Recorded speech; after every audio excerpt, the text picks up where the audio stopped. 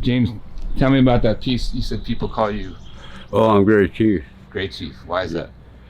It's a tradition. My inheritance of what clan I am. I'm a fish frog clan, which is only one originally. People will know the tradition about the clan and what comes behind that, and the stories. Hasn't been told that much, but it will soon. And you said your mom's from where and your dad's Oh, from from where? Wrangell, actually, Cake, Alaska.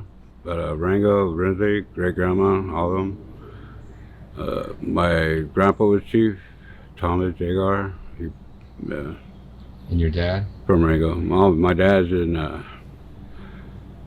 He's my dad. Yeah. You held up your pinkies. Oh yeah, you only. I was born this way because who I am. The traditional back in the day, they used to build fires. I didn't know. I had a dream when I was a kid. And I said, Grandma, great grandma, what's Sonny Boy? I had a dream. What'd you have? And I told her, they're dancing around the fire, going this way, singing, dancing. Then they're trying to string around my hand going like this. Sonny Boy, sit down. I gotta tell you a story. You had your first vision. That's how these pinkies came from. These are break them and tie together so you know what clan and what tribe, who people you're from. Like chief or great ones or whatever they call themselves, or just they were raised and taught. Gotcha. And you said the Tlingit? What'd you say? Yeah, Alaska Tlingit. Oh, that's right. Well, they say Haida too, but Haida's not from there. But so people on the streets know you as Yeah, Great Chief. Great Chief. Story. Yes, Tell me sir. about yourself. Where were you born and raised?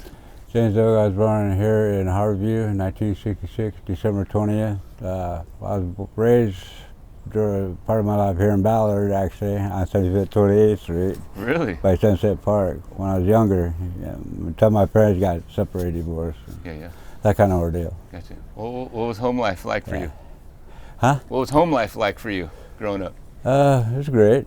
Yeah, I mean, just like you wake up every day, the sun's out, beautiful, the trees and water, you just, depends what you see, what you believe in, I guess, or. Yeah. Yeah, Well- it's wonderful. It's great people, and just the atmosphere. You can trust each other. You don't have no worries like downtown Seattle or somewhere, it's the streets or something, I guess. Well, when you were a kid, you brothers and sisters growing up? Yeah, I did. How many? One sister and two brothers, Brian, Robert, and Michelle. I'm James. That's four of us. Yeah. So let's see. Where were you in the lineup? Robert Howard's the first one. He just passed away. Then me, Michelle, then Brian. Gotcha. Your folks still around? Yeah, my mom's alive, my dad's alive. Yeah. Nice. Man. Yeah. Well, tell me about that dynamic growing up in your household. What'd you guys do for fun when you were kids? We grew up. My mom worked jobs all the time, keep the food on plate and everything. And, a 6-7 bedroom house, not a very thing, 3 stories like maintained. But my mom was great. The way she talks to you, train you and stuff, and not, it's just. Yeah. Growing up, it all varies. Yeah. Well, you said your parents split when you were younger. Yeah, they split up. That's one thing we were sad about as kids. We're sad about our parents being separated. We don't want you guys to separate. We want you guys to stay together. Of We course. cried, all 3 of us, not Robert. He's older, he had basketball practice, stuff like that. But yeah, we cried, told him, going to theaters. And, we always talked to him for a long time. We got, it's hard to get over. Yeah.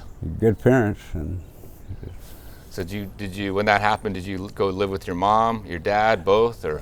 we got sent to Alaska, southeast Cake, Alaska, on Kupanoff Island by Petersburg before Sitka, southeast Alaska. My grandma, she said, well, we're just going up there until they get done with the divorce and all that stuff. So you went with your grandma up there? Yeah. So at first it's kind of stinky, no lies, It was old-fashioned way it was when I got sent up there. Well, did you have family up there? Yeah. Okay, gotcha. Well, they're passed away now. My grandparents, great-grandma, she lived at 102.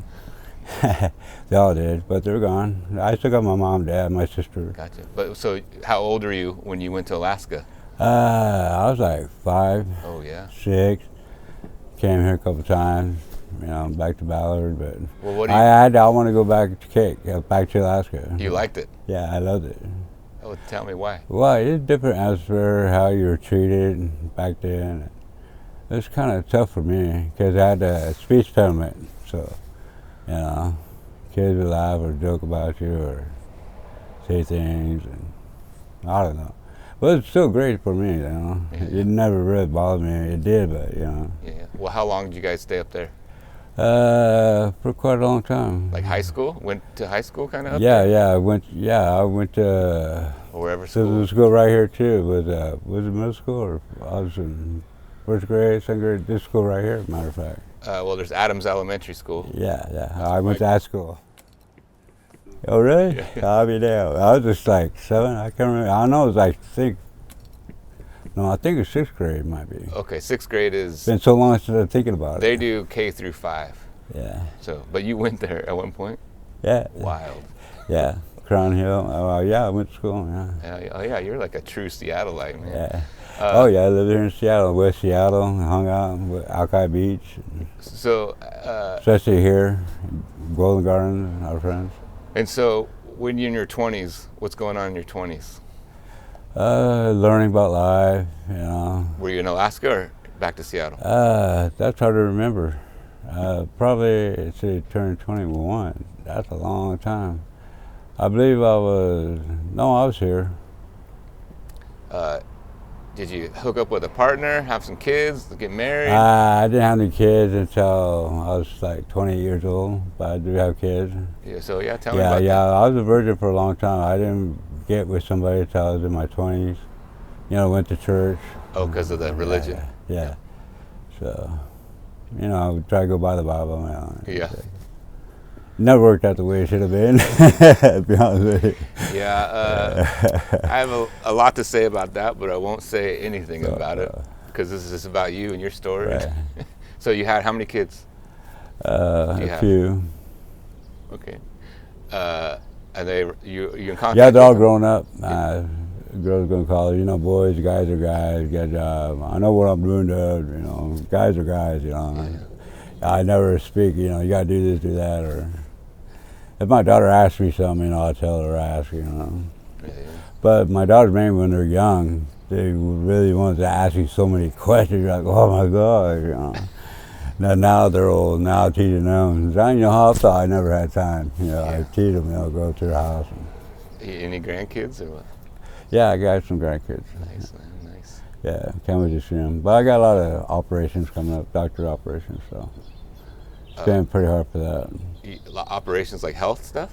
What do you Yeah, mean? my back and everything stuff. Actually, I got hit by a train here in Seattle, Washington, last February. Yeah. Tell me about that. How? I lived. I was dead for 36 minutes, 38 minutes. I guess I was dead, but they brought me back to life. They kept working on me. All I remember, I woke up at Harvey. Doctor sitting there. I popped up like a puppet, and I looked at them. They're all looking at me like, because I heard me, write me off. I'm dead. And that's what they're doing right at the time. They're like, what? Then I said a joke or something. They're laughing. I went back to sleep. Yeah. Wow. So that's amazing. I thank God. I've been through some tragedies. So, Yeah. I'm walking. Yeah, I mean, you're 57. You're still here and Yes, rocking and sir. rolling. So Yes, great. sir. There's reasons for reasons. Yeah, that's right. Well, tell me about your current situation. My what? Your current situation. Oh, I'm homeless. I'm on the streets and everything because less pressure, more happiness, I guess. And I had so many, I had kids. I did everything I was supposed to do. I had done everything, we should be. It was great. They didn't even know, my kids didn't know if I had a beer or two, and that was the thing. But it was my choice, And, Well, so how long ago was that? not too long ago. Well, but I do see my kids a lot, my grandkids, but not lately. Now they don't have time, but. Yeah. So you haven't been on the streets that long? Probably, well, yeah. I should say I went out of the woods for 4 years, by myself with nothing. Tell me about that. That's it. That's it. Muckleshoot on the Hill Reservation. The casinos was all new. And everything. I remember we first had the bingo hall there back in the day. I always had the jobs, had everything, but I chose to be alone, single. I went out in the woods. 4 years. For 4 years, you're off the grid? I didn't know it was that long. He said, "You've been out 4 years now." I said, "What? You keeping track on me? What the heck?" You know. No, your friend. Joking about it. Yeah. So I mean, you hunted for your own food and everything? Well, I went to the store and stuff. But you did, okay. Yeah, you know, DSH, doctor's appointments a lot because of my back. Okay, so you weren't like completely out there. Yeah, just stay away from people, society. I see. Don't deal with, you know, I got enough problems with you, so I guess, I don't know. But I kept things to myself, you know. Well, what was the motivation to do that for 4 years, just to kind of disappear? Stress, I was probably a nervous breakdown, just stress and everything you did everything you're supposed to do.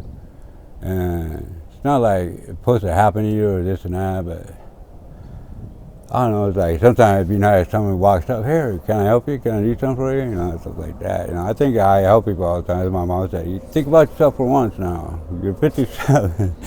Yeah, worry about, you know, stuff like that. I was raised in church, but there's a lot of things. Many women issues and a bunch of stuff like that. Yeah. It's hard to stay away from, you know, your exes or this, that, but it gets old, man. Same old routine, what they're doing, yeah. Well, so where I asked you earlier, you are not in a tent? You said it got stolen. Yeah, it was stolen. People, I've been in for a few years, and I came back this way.